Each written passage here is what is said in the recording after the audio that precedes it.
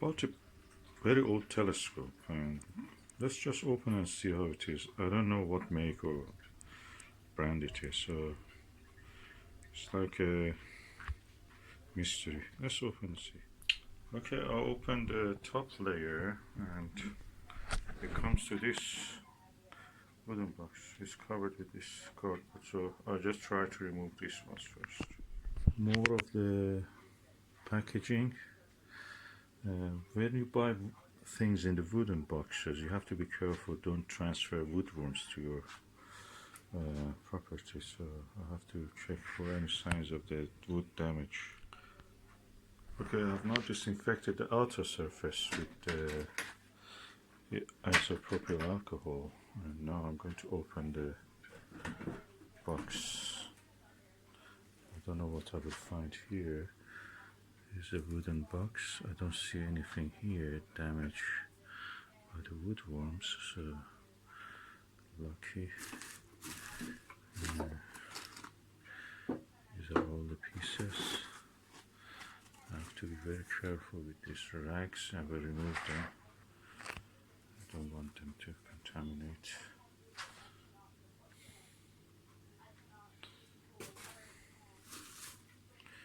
Okay, let me just remove the rags.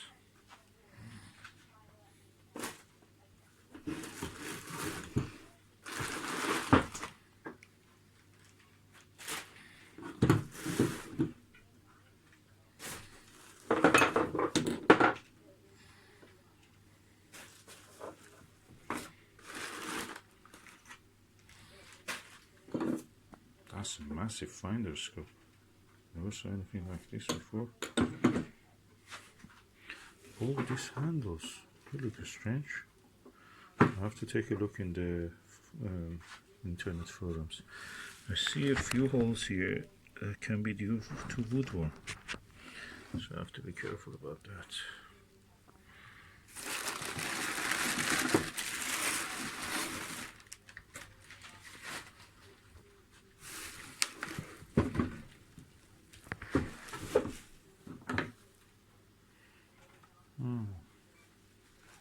Not symbol. Anybody knows what is that?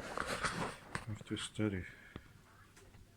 What's that symbol? It looks like Mercedes-Benz or a T or a H or TH. T top part, lower part H, and a O. The whole thing like O. And Y also, reverse Y. That's just strange. Let me just remove the wrapping of the tube. Okay, I see a writing. I've disinfected most of the things. What is the writing here? HOC model number. It says model number.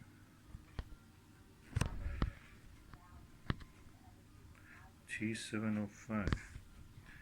Diameter 77, focal length 1000, and number 17884. And that same logo again here. So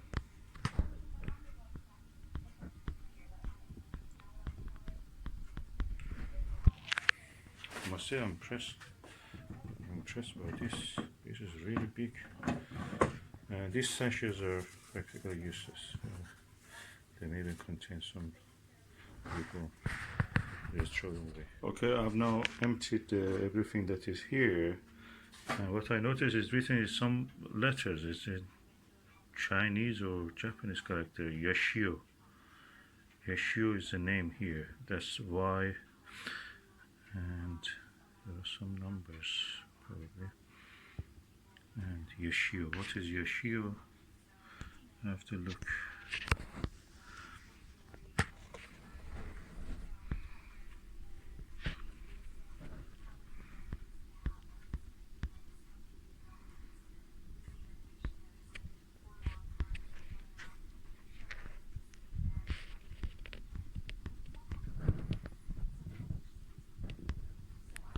So I'm going to disinfect the whole thing to make sure that there is no woodworm here. I saw some evidence here.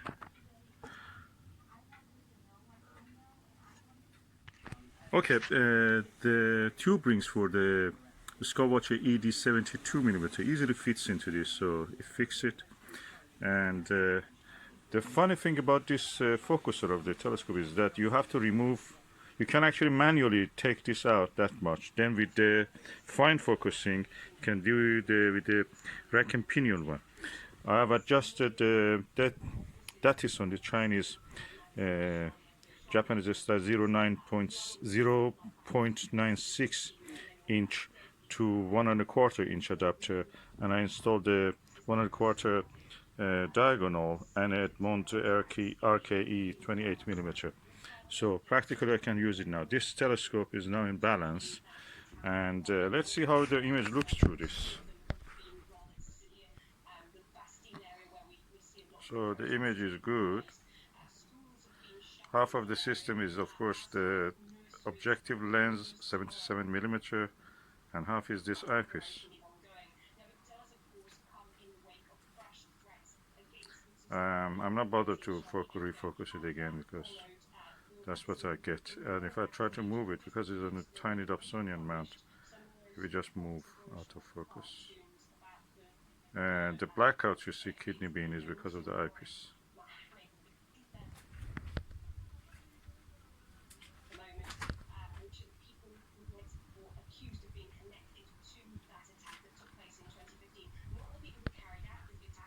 And the window, of course, bringing those little foots into focus and out of focus by moving them. So, okay, that was the view through this telescope. Good as it can be a 77mm telescope. It probably will benefit if it be on the proper mount, big tripod, and a mount that you can move it. The funny thing is that the dew shield can be shifted actually back and forth around 1.5 centimeter. So interesting. This is the cap, and I found that what is it is Japanese style, similar to the what it is called Swift 7831. Sorry, Swift 831, which at this 1960s, mid 1960s, was built by the Takahashi. So practically, this is a Takahashi.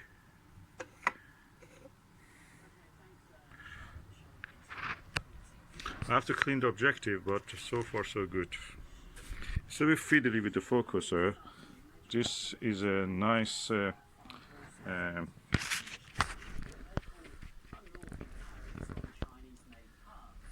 finder scope, quite large. It's almost like a small telescope. And so this one, HOC, is all probably is Optical Company. Hushida, I don't know, but I'll have to look at it. But the symbol is known. It's a bit fiddly. You have to move this back, then adjust with this. So imagine you have to do this in the dark. It was acceptable maybe in 40, 50 years ago. Nowadays, no. Due to the Chinese advancement in optics, these things are now obsolete. The quality of the lens, I've noticed there are 3 spaces between the lenses. There should be. One of them is missing, and that puts a little bit of strain on the thing. So I may just remove it later and just correct it. Okay, do you see the 2 of the spacers? One is down here, and one is here. The corresponding one, which should be here, is missing. And I can see some fringe lines there when I'm looking visually at it. You may not see it. By the way, the lens needs cleaning, and when I'm cleaning it, I will just adjust the spacers. I may put something like aluminum foil or something. Of course, I've heard people say use postage stamps and such things, but that's an option if you want. So the eyepieces I have here, 9mm, 6mm, f6mm. I never heard of this, but probably f points to the focal length. HM is a Organian modified Again, another 6mm. So it seems that the eyepieces have been exchanged and moved between two telescopes. So these ones are not the ones that comes with this, because there are three 6mm ones. Probably one of them is the original one. I think this one is the original one. And there must be a 12 and 20 or 24, 25mm. But these two are something from somewhere else. Organians are good. Most of the discoveries in the history of astronomy were made by these ones. And they're very bright at the center and on axis, very nice. Off axis, a little bit distortion, but yet they're bright. So that makes them really ideal. But the eye relief and the size of the lens for cleaning is tiny, so you cannot really do much. Interesting is the size and the shape of these knobs. These are the style for the Takahashi and old Takahashi, probably I should say, or Swift also. So I can identify it now. That's Swift or clone of a Swift. The Japanese used to share a lot of the specifications with them, and in patents that they created, they share it together. They are nice. You can use it on any telescope. So I'm looking forward to use them on tripod when I have the chance. These are counterweights and other things for the other parts. I didn't see any tripod. There is no space for putting the tripod in that box, wooden box. So I suppose the tripod comes separately, or it was just optical tube assembly, like expensive items. And this is, of course, a solar viewing screen. It has been damaged by some kind of washing or abrasion, or it can be the sun has burnt it. It can be repainted and used. Okay, the hood, the dust cap, sorry, the hood, light protection hood. This is the cell holder for the lens, objective lens, and this is the whole objective lens. So I'm just going to clean this one. I'm not going to open the whole thing because I don't want to get involved too much in that without the proper tool. And that is the objective lens. I don't want to open it because it has a special tool. I can open it, but I don't want to do it now at this stage. I will just try to clean what is outside. What I noticed also is that the actual finder also had this kind of objective lens doublet once. So there have been, one of the spacers have been sliding that direction. The way to put it in is to remove, unscrew either this side or that side and slide it into here, then put it back, either this side or that side, whatever, which one you open. Of course, this way you open, you put it this way. And but it is impressive that they have the spacer for this. That's a doublet also. Means quite paid attention to detail. I'm going to clean this and just put it back where it was.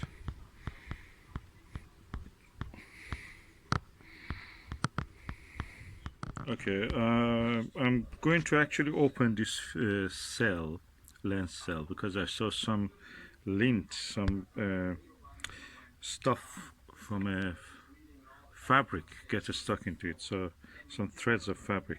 So I'm going to remove that also. I tried to clean it, but I saw that those things are between the lenses, so that's not good. So I'm going to remove. So for moving the lens, I just use this knife edge. It's an old knife, so easily moves it. And I'm going to open it. So this now comes off, this retaining ring, and this lens is available to open it. I'll bring a tray because I don't want to make a mess. So now I place the tray. I remember the positions of those, I'm recording it, the position of those spacers, and I will try to do something about them when I'm done. So the whole lens assembly comes out. This is one lens. This is the second lens, so it's a doublet. So these things are here, spacers are here, and if I closely look at them, they look like a foil kind of thing. Let me just have a look. very thin foil. So I try to put something in the opposite. Remember, this is the face inward, that's the face outward, and that's the face inward again. So, and they go into this cell in that order. This goes inside here, and then that goes over it. Okay, I'll put a tiny dot of the tiny pieces of a piece of a aluminum foil with a dab of the glue, just normal glue, no super glue or anything. And now I'm going to put these things back together. Okay, now I'll put them together. And that's the new piece I've placed there. Okay, I'll just show you how I'm putting this together. I put them together. Now, this is the top part, that's the bottom part. So, this is the part which holds the lens together. So I'm doing it reverse. Then I put my hand under this and turn it over with holding this side in my one hand and this side in my other hand. So that will slide into space, will be stopped by this edge. Then I put the ring back. Okay, I have put the two lenses back together. As you can see, there is some purple coating on this, so that's good.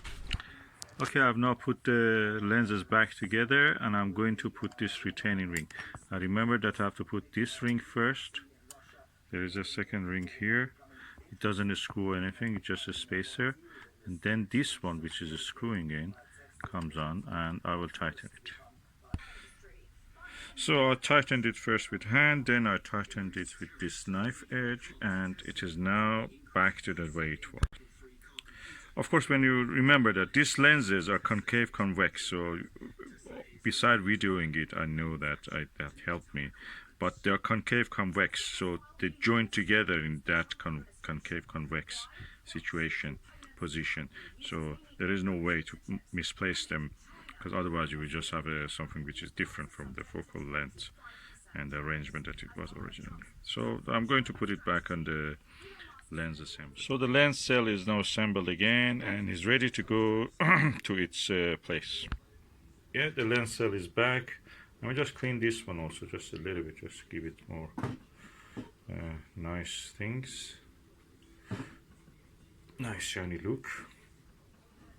Okay, the lens cell is now cleaned as much as possible. I don't want to really scratch or anything. You know, this already has some scratch, so I will assemble it now. Okay, so now the dew shield also put it back. As you can see, this comes this amount out. It's quite a small dew shield, so I suppose it's a small telescope, but I can make it bigger if I want. I can extend it. And there are 3 screws here that actually can tighten it up more in position. And that's the cap. Okay, the scope actually fits here perfectly, but the cell cannot actually fit here. So what I will do, I put the cell here. I will cover it with aluminum foil on top. So I've covered the objective with this aluminum foil. Aluminum foil doesn't have any fabric or anything that can go and or anything particles falling from it, as far as I know. So it will keep the mirror, the objective lens clean, and the other side has a cap, so it will be safe here. The only thing remaining is just put some clean stuff to keep these things from moving inside the box.